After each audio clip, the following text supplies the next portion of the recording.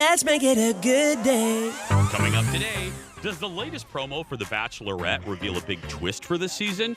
Plus, America's favorite guy at the big board, Steve Kornacki, stops by Fallon. It's all in the hot dish. Then I'm chatting with the ladies from The Real.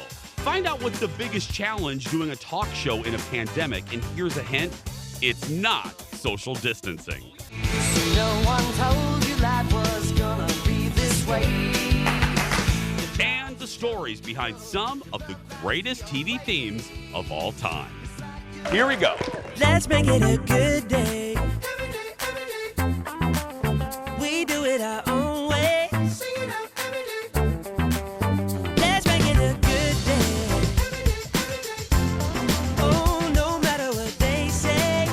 Oh, yeah. It's fun to look how tanned we are in all of those shots. Welcome back to the very tasty Jason Show. We are live from our studios in the Twin Cities. Happy Thursday, everybody. I'm Jace. Please clap on your couch for my sister from another mister, the lovely and talented Kendall, everybody. Hello. Good morning. Good morning. I love that top. Thanks. It's like a pirate top, kind It of. is. I'm waiting for you to have a parrot on your shoulder and an eye patch. Why, thank you. This is actually the first nice, go to a college interview type top my mom bought me.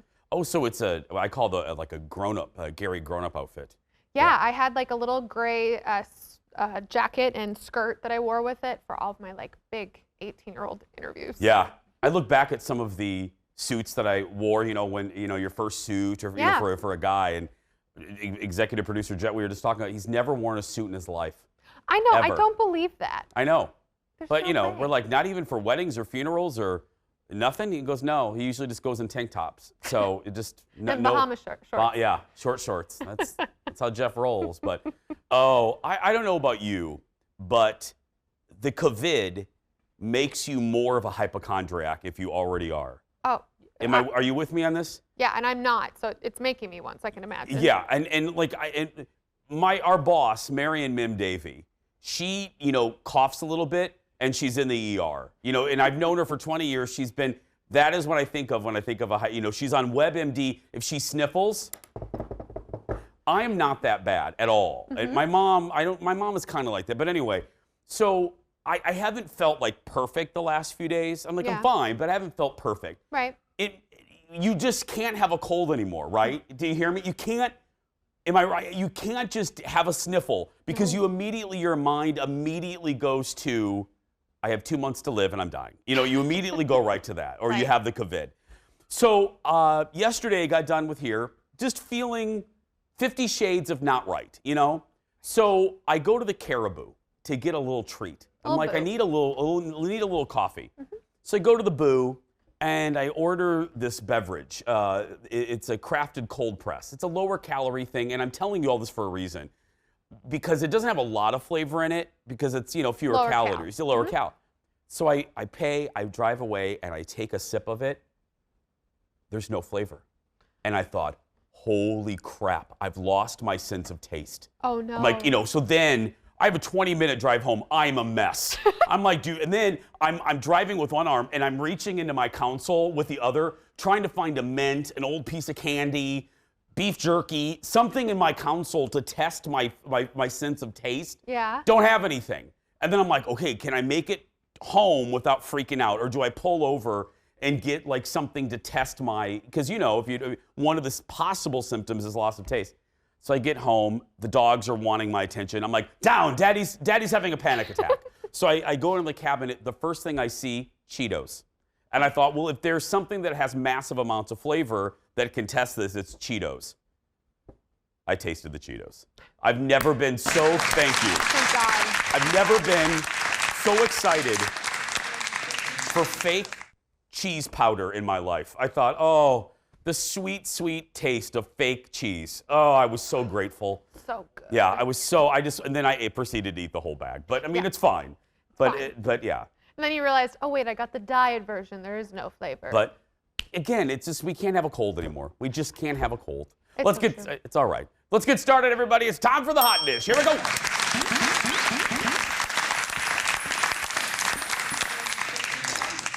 There we go. Another celebrity was revealed in The Masked Singer. And before we show you who it is, Leo, roll our spoiler alert. There we go. It's protecting us from emails. The next person sent home was the Squiggly Monster. Before we take off their mask, see if you can guess who it is. Roll. I can't get no satisfaction. I can't get me no satisfaction. 'Cause I try, and I try, and I try, and I try. I can't get no. Well, I can't get no. Initial guesses included Ted Danson, David Hasselhoff, Fabio, and Al Gore. Of course it is. I love their over-the-top guesses. I know they have to do that. Yeah. Is that Gore Vidal? You know, I mean, it's every time I'm just amazed of what comes out of their mouth. I could see David Hasselhoff. Like, when you listen, it does sound like I could see them thinking that. Is that Lady Bird Johnson? Is that Pat Nixon? Whitney Houston's hologram? Oh my goodness. Holy crap, it's former Speaker of the House, Tip O'Neill. I think that's the first time Tip O'Neill's ever been. Anyway, but then they went, but just prior to the reveal, they changed their mind and got it right. It wasn't Gore Vidal. It wasn't Tip O'Neill. No, it was former TV dad, Full House star, and raunchy comedian Bob Saget, everybody. That's right. Not even close to Tip O'Neill. Not even close. Not even close. Tip. He's a good Speaker of the House. They worked together. They worked with Reagan. It's back when there's bipartisanship. Next in the dish, Gail King did something special in preparation for Election Day. A 5-day soup fast. I'm going to need to do that after the Cheeto binge. Now, this was all an attempt. We can relate. This is why we love the story. Gail is us sometimes. She did this in an attempt to fit into a yellow dress that she loves. She posted a picture of the scale showing bravely that she lost the 7 pounds. Before that, she even posted that she gained it. She also asked to withhold judgment on her feet because she hasn't been in the nail salon for months. Gail, we're not going to judge you. Executive producer Jeff was, but I'm not going to because I have a giant, very large toe, my big toe, so I don't judge feet. As for the dress, the fast worked. It fits. There she is. She also said she didn't have time to change, so she wore it 2 days in a row. Yeah, if you're eating lentil soup for 5 days to get into an outfit, I shan't be changing for 3 days. She also posted a picture of her 45-minute nap routine in the green room on Election Day. That's all over the place. You know, I don't know if people were allowed to sleep here, but I've slept here at Fox 9 before on breaking news nights. You have to sometimes. Yeah, she said she just took a little cat nap, and I think my favorite part of the story was where she said she slept in her dress and her Spanx.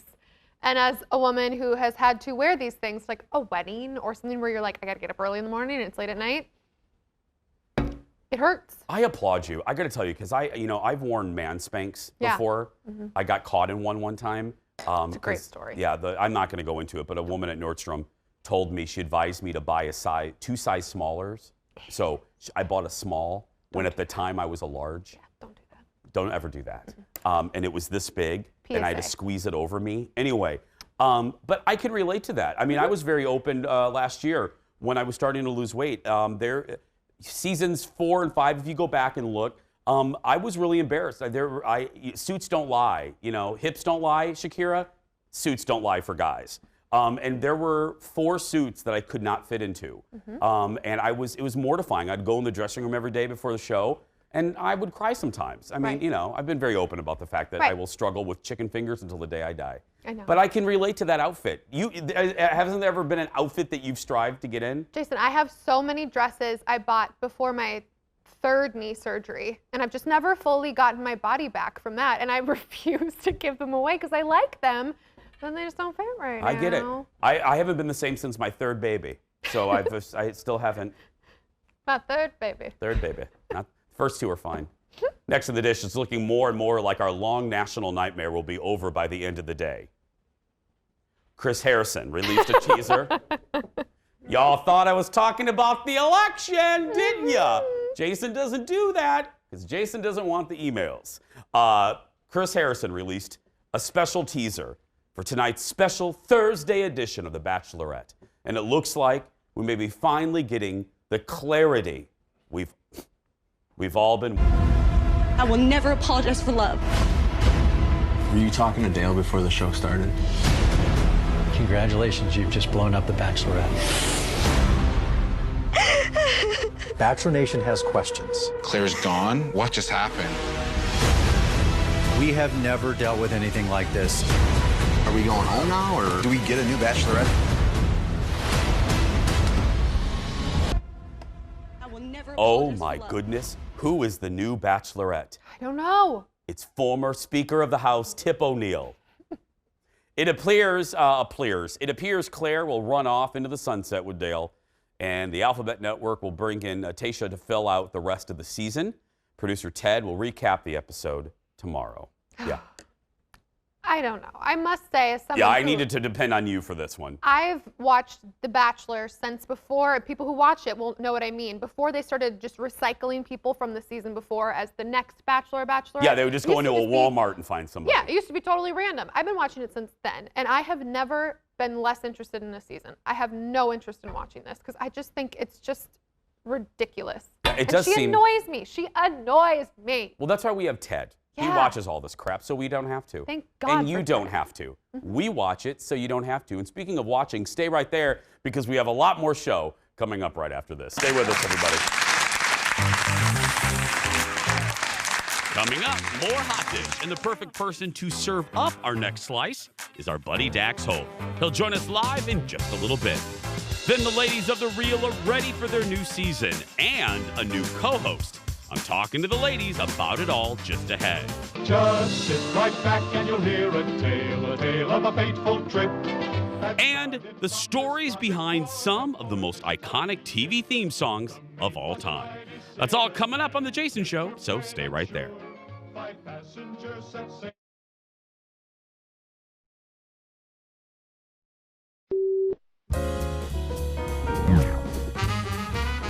Elizabeth Warren is what happens when Jan Brady grows up. If Templeton the rat from Charlotte's Web had a successful rat cousin he hated for being an unctuous slime ball, it would be Ted Cruz. Andrew Yang has terrible hair and can't be president. It's not fair, but it's the truth. Have you seen our current president's hair? Anthony Scaramucci is what happens when cold lasagna served on a Sopranos DVD makes a wish upon a star to be a real boy. I'm not the kind of person who collects and stores cat. For starters, I don't own any cats. But if I were, I guarantee it would take Hulk-like strength to keep me from throwing collected, stored, warmed-up cat into John Kasich's face. You're kind of sick, aren't you? Mayor Pete looks like Howdy Doody, if Howdy Doody was a narc. There we go. Bipartisan political mean tweets on Kimmel last night. See, I like that. I like politics are so serious. Sometimes we just need a little laugh at each other. Just, you know, I don't know. That's just me, though. Our Hot Dish continues with our Insider to the Stars. Please welcome from the Hollywood Raw podcast. All the votes are in for him, and we love him. It's Dax Holt, everybody. Hello, Dax. Hey, good morning, Jason. How you doing today? Good. How's life in California? Can't complain. Can't complain. All good here. Hey, Dax, can you do me a favor before we get to the story? Can you, you're a big wig in Anaheim. I really need you to go to the state capitol, go to the mayor's office. I really need Disneyland open. If you can work on that for me. Dude, you and me both. And you know what the thing is? My neighbor, who's one of my best friends, works at Disney. And he is sitting here going, okay, Newsom, can we get back to work now? We would really like to get back into the park, let everyone in. And we're watching around the world to see how all the other Disneys have opened. So, and I can tell you, Anaheim, they're losing a lot of money because it is all Disneyland. Yep. I want it open, Governor. Anyway, you chatted with internet star Bryce Hall. For people who don't know, why is he a big deal, Dax? Oh, Bryce Hall is one of the biggest social media stars out there right now. I think I was adding up his following, and between all his social media sites, we're looking at like 30 million followers between TikTok and YouTube and Instagram. I mean, the guy is a really big deal. But not only that, he is also dating the #1 TikTok star, Addison Rae. So they are like the power couple of social media for all of us old people out there. Yeah. But he's a really big deal. I'm telling you, we got him on the podcast, and he came on. And here's the thing: there's been a rumor going around that his relationship with Addison Rae is a manufactured relationship just to get publicity, to drive viewers, to kind of make them both more famous. And it's been this rumor that's been circulating around for a little while, saying that they were going to end their relationship on December 3rd. Like there's an end date to it even. And we asked him straight up about it, and he was like, look, I wish I was that smart to like think these things out, but we're just a 20 and 21-year-old having a good time, vibing out right now. So no, that is not true. He's like, but December 4th, we will be breaking up. Yeah. So he jokes about it, but that's a really big deal in the TikTok world. My buddies, Colleen and Bradley on my radio station, My Talk, Dax, they call it, because they believe all of these, they call it a publicationship. A publicationship. Well, listen, it's not unheard of. I mean, we saw it with like Taylor Swift and Harry Styles. So it's not. It happens in Hollywood a lot, probably more than you would ever think. But he is shutting down the rumor of this one, saying that we've kind of been on and off for a while, but it's not just for publicity. Dax, you made a joke, but I think probably the biggest demographic of people watching right now are our age. For people that don't understand the pull and the influence of someone like this dude, it used to be like you and I would dream of being on TV, but the 20-somethings, they want to be on TikTok, and it's profitable for them. It's crazy, bro. We actually said, how did you get into this? I mean, you're one of the top TikTokers now. How did you get into this? And he said, well, I started a long time ago on this other platform, like that was before Vine and everything. And he's like, I made $2,500 in the month, and I was like 14 at the time. So he's like, I just started to realize that I had something. So like if his first paycheck was $2,500 10 years ago, you can only imagine how much money he is raking in these days. And he's talking all about making investments in gyms and in energy drinks and all these kinds of things. So like, he's a smart kid. He's got his head on his shoulders, and he's thinking how he's going to do this long term. And I don't know. I'm pretty impressed. And you got to realize that for some of these younger kids, they don't know the name Brad and Angelina. They know Bryce Hall and Addison Rae. And so these are the next stars. In 10 years, these are the names that everyone's going to be talking about on mainstream media. I don't know how that makes me feel. I think I'm sad. It's the reality. I know. That group is going to grow up, and these are their stars. And then we'll be dead. That's right. Dax Holt, thank you, buddy. Have a good week. Thank you. You can find Dax on the Hollywood Raw podcast wherever you get your podcast. It is true, though. I mean, it's crazy. It's so weird. I realized I'd reached that age where you're like, what? When I was teaching dance, and the girls would talk about all these different Instagram celebrities, now TikTok, and I was like, who are you talking about? Like, I thought they were friends of them, but they're celebrities. It's just, I've never heard of them. I've never heard of these people. When we were going over the show, Jeff and Ted and I, because we're all old, we're like, who? Yeah, right. But yeah. Right. Next in the dish, Warner Brothers is apologizing after some groups claimed Anne Hathaway's character in that Witches movie makes fun of people with disabilities. So here's the deal. Anne's character has missing fingers. It's supposed to look like a cat's claw, I guess, which is similar to a limb abnormality known as split hand. Warner Brothers said they were saddened to learn that their depiction of fictional characters could upset folks, and it was never their intention for viewers to feel that way. The fantastical non-human creatures were meant to represent them.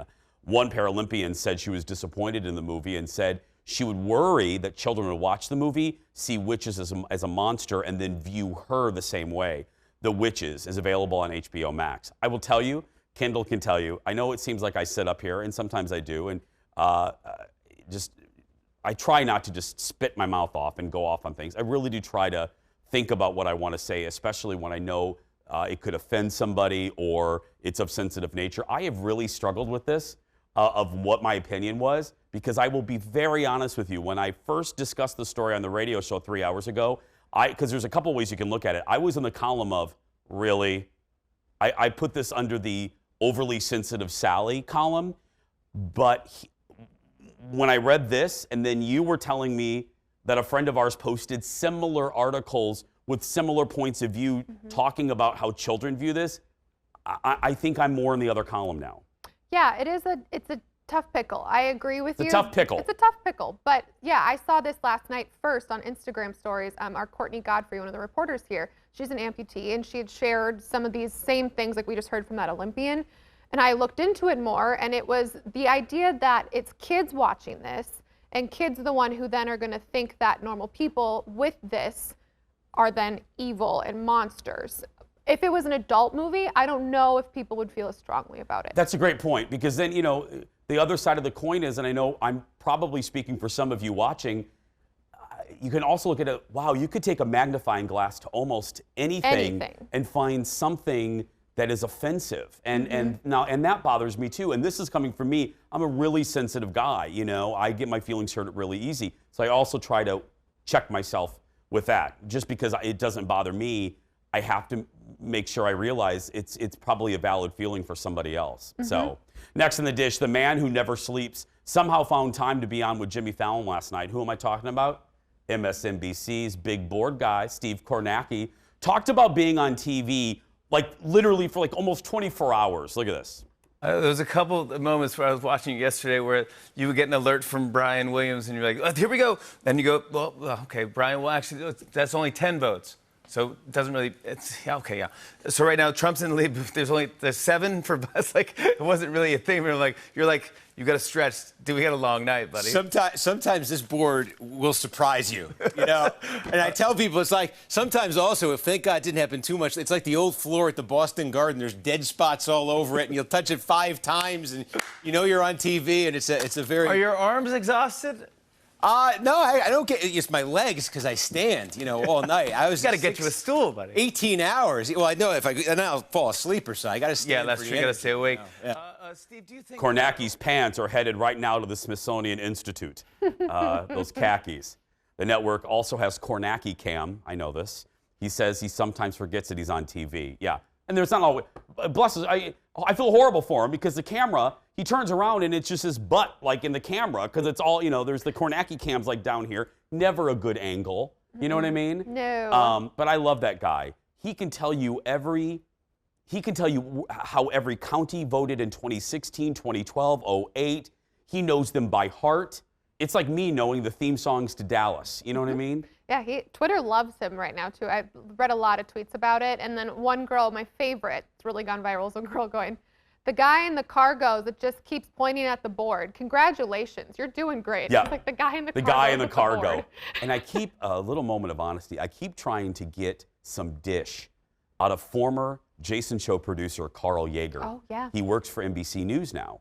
And I every time I text with him, I say, hey, what's Kornacki really like? Chirp, chirp, chirp, chirp. Nothing.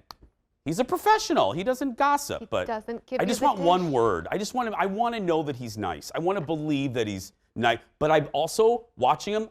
I bet he's really shy.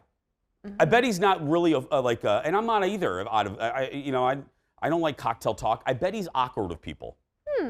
I think my one word would be energetic. I bet he's a lot like our executive producer. I bet he's like Jeff. And I'm not joking. I bet he's a little just like he's friendly and nice and sweet. And very efficient. But there's like a force field around him. Or like an invisible fence, you know? And if you get too close, you get shocked. I actually do think he's probably just like Jeff. Nailed it. Nailed it. Ted's agreeing. Ted, you know you agree with me in the control room. Still. Oh, that's right. That's right. Jeff's also applying for a dog.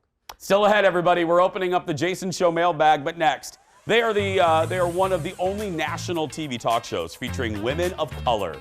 Coming up in just a little bit, coming up next, actually, I'm chatting. Look at that big head. My goodness, Jason.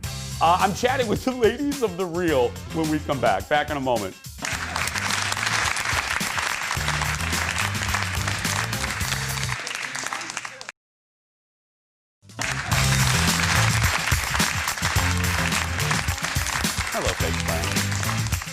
Welcome back.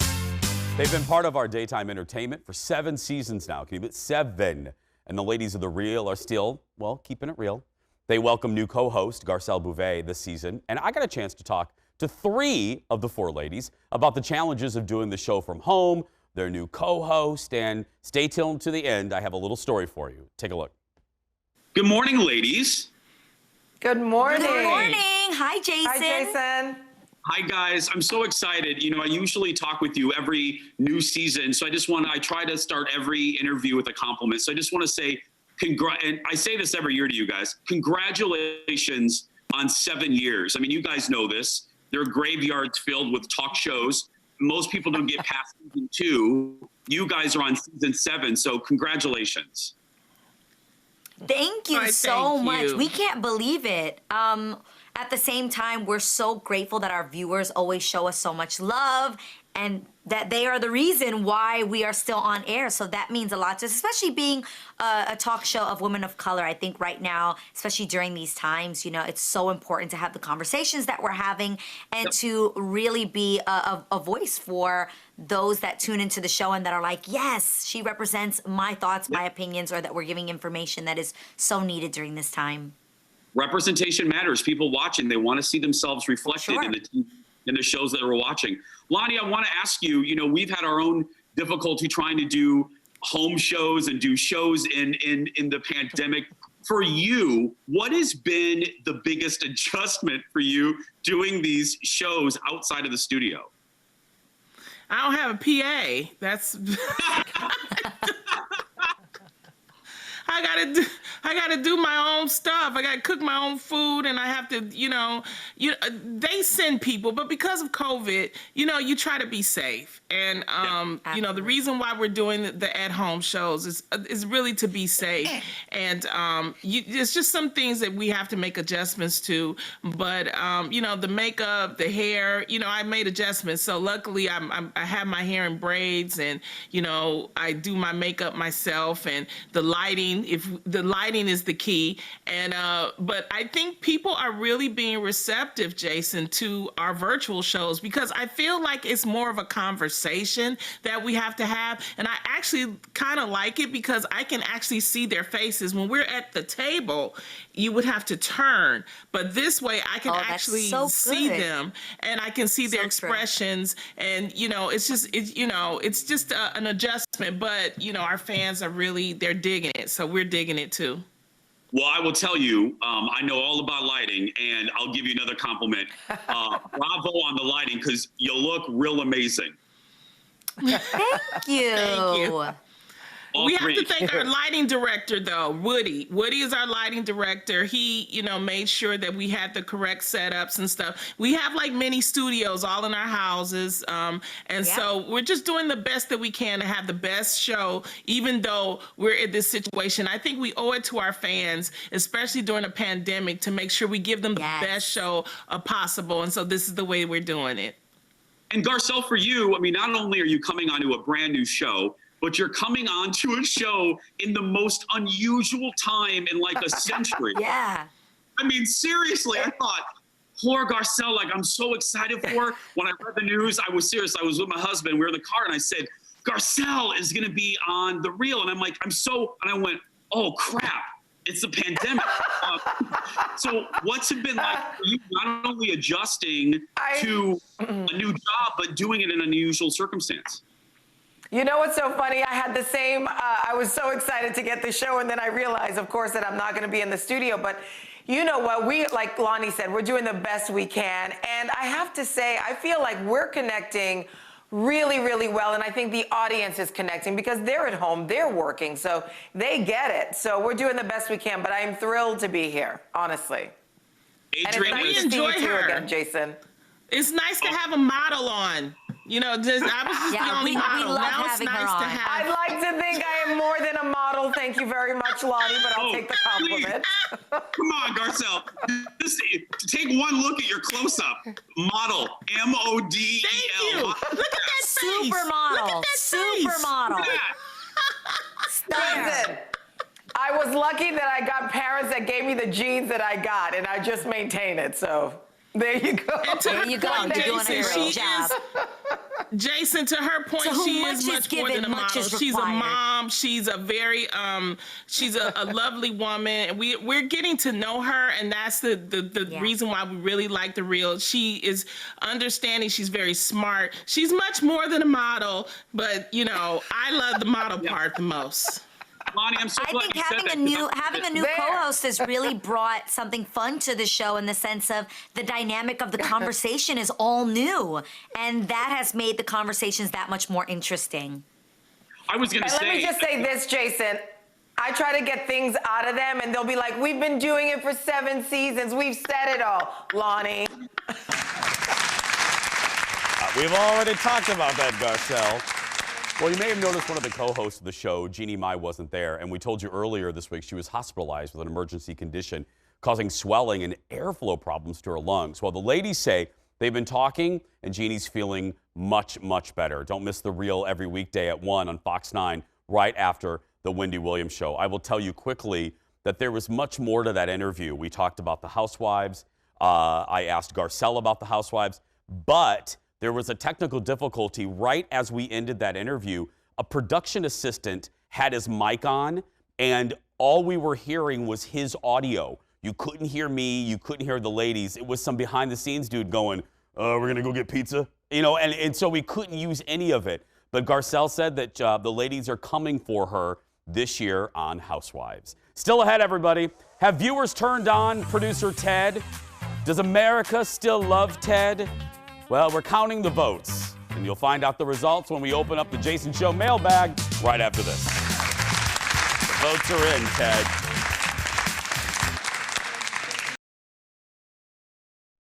Let's make it a good day. We do it our own way. Let's make it a good day. A little J Cop. I wish I could play this wrong. I can't. I have no.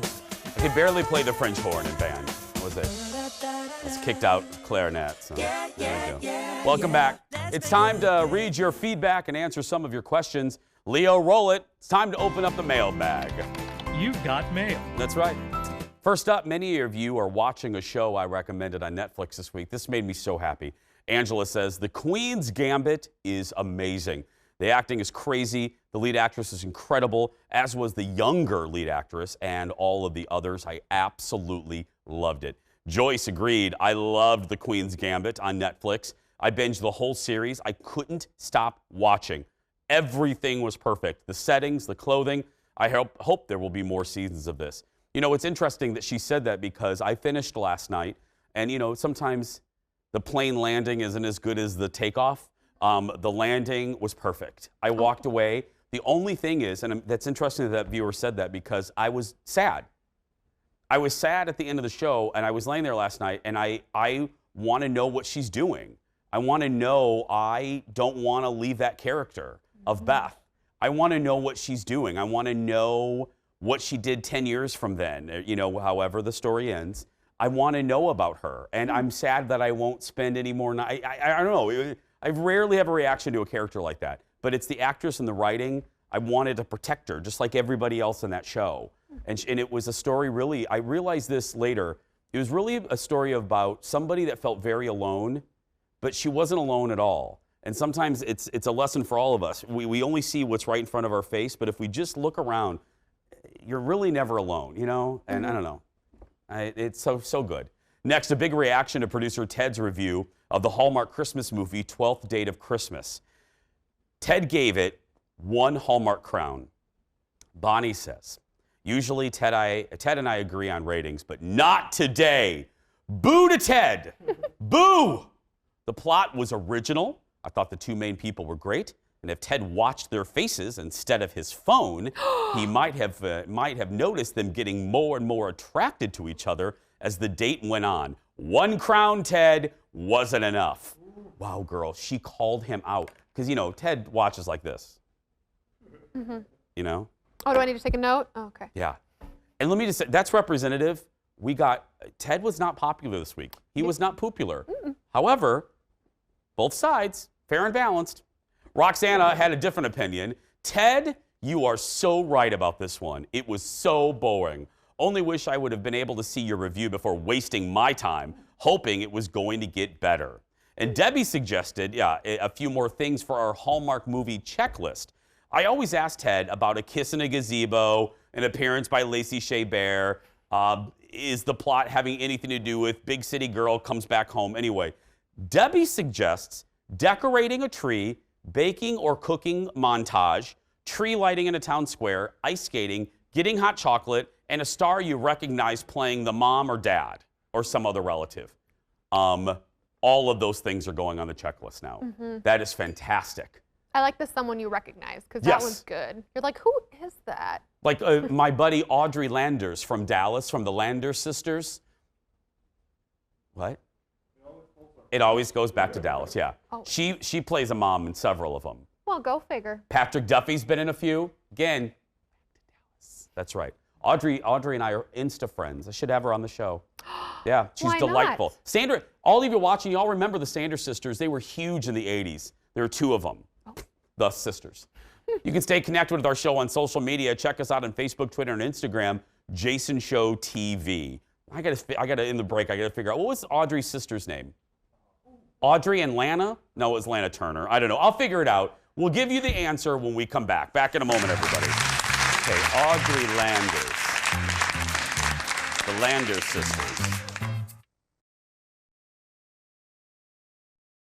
Well, we're moving on up to the east side, to a deluxe apartment in the sky. Moving on up. Welcome back.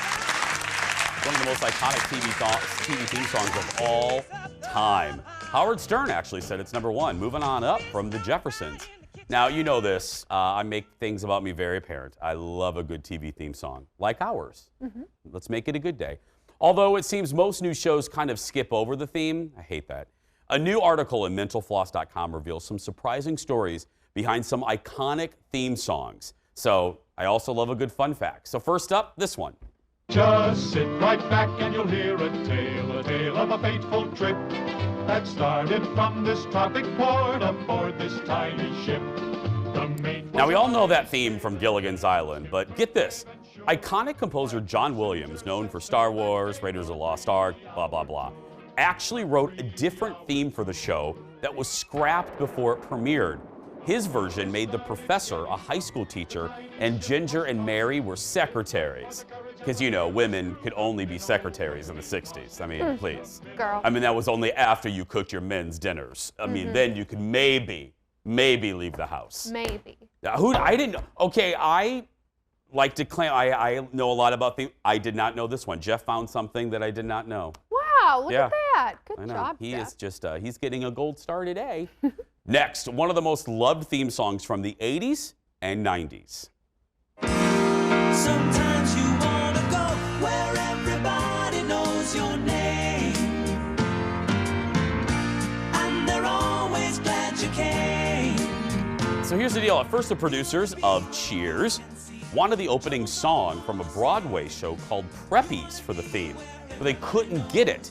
So they commissioned the Broadway writers to create the theme song. The first version had lyrics all about Sam the bartender, but producers tweaked the song to make it more universal, saying they expected the show to run forever. And boy, did it. It started in 1982 and went on until 1993. Yeah, and survived cast deaths, cast upheavals. Shelley Long left. A hit show, hashtag never leave a hit show. She left because she thought she was going to be a movie star. Yeah, Patrick Duffy did the same thing. But anyway, yeah. Next up, the theme song most of us can still recite today. Look at this. I whistled for a cab, and when it came near, the license plate said fresh and it had dice in the mirror. If anything, I could say that this cab was rare, but I thought, man, forget it. Yo, home's the Bel Air. That's Will Smith, obviously, rapping the theme of the Fresh Prince of Bel-Air. Get this. Will and producer DJ Jazzy Jeff wrote that in 15 minutes. 15 minutes. From 2 segments ago in this show, that's how long it took them. Yeah. Very Dolly Parton-esque. Yeah. Yeah. And 3 weeks later, it was airing on NBC. 15 minutes it wrote, 3 weeks later. So from the time the beginning of our interview with the real lady started until about right now, Will Smith wrote that theme song. And what are we doing? What have you done in that 15 minutes, Kendall? I ordered a taco for lunch. That's it. Finally, the theme song we all know that still airs on TV every single day. No one told you life was gonna be this way. Your job's a joke, you broke. Your love life's the old way. It's like you're Okay, I'll Be There For You by the Rembrandts is part of TV history, obviously. Producers were the ones who added the 4 claps heard in the theme song, surprising the band. But after the show premiered, radio stations started playing a looped version of the 45-second song, and they got a ton of requests, forcing the band to create a full-length song. I didn't know that. Yeah, I didn't know about the clap clap or that it wasn't a long Yeah. Well, we were lucky enough to have the Rembrandts in our studio in May of 2019, and they performed the famous theme. Here's a look back as we go to break. Look at this. When it hasn't been your day, your week, your month, or even your year, but I'll be there for you. When the rain starts to pour, I'll be there for you. Like I've been there before, I'll be there for you. 'Cause you're there for me too. You're still in bed at 10 and work began at 8. You burned your breakfast so far, things are going great. Your mother warned you there'd be days like these, but she didn't tell you when the world is brought you down to your knees that I'll be there for you when the rain starts to pour.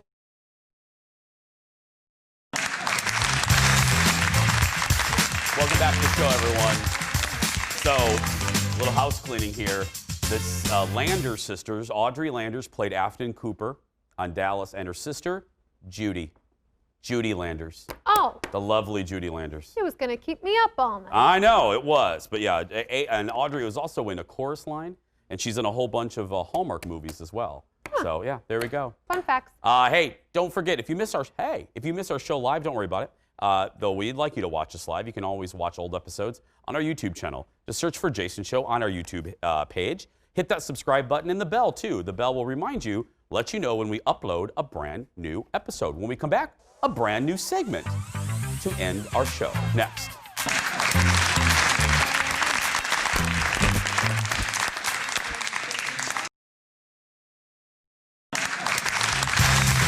Welcome back, everybody. Trying something new today. Launching something new today. We're going to call it Gumball Goodbye until we think of something else. Over here to my right, you will see a classic gumball machine. In that gumball machine is not gum. No, no, no. They are little bubbles filled with pieces of paper. In those pieces of paper are notes written by our producing team. Kendall and I have no idea what's in all of those little bubbles. They could be questions. They could be challenges. They could be would you rathers. Every day at the end of the show, I will be walking over here and getting a Gumball Goodbye bubble. And today, let's see here. This is not, really there we well. go. Oh. It's going great. It's going to be This fun. will last one day. No, okay, here we go. It is Kendall. What is your favorite junk food? Cheetos. Okay, well, that's what I It said. really at the beginning is. of the It's show. Cheetos. Mine Yeah. has to be anything with caramel or peanut butter or chicken fingers. Oh, I'll kill someone for chicken fingers. Not literally, but I'd cut someone right. Yeah. I love a good chicken finger. Like Arby's, I'll just punch them right in the face. I would Just, do yeah. really harsh things for tater tots with ranch. So I get it. Yeah. Mm-hmm. So yeah, chicken fingers, and then you're going for Cheetos for you. Cheetos. But if I'm going with the snack food like that, Doritos. So There's close. nothing better than Doritos, sincerely. Tomorrow on the show, Maddie Carlos from a new Food Network show will join us live. Plus, Ted reviews the shocking twist from tonight's episode of The Bachelorette. That is going to do it today. Thank you. Hey, if you're watching and you're a kid that's being bullied, you go out there and be yourself because nobody can tell you you're doing it wrong. Thanks for watching, everybody. We'll see you tomorrow. Have a good day. Come on, Kendall, we're out of here.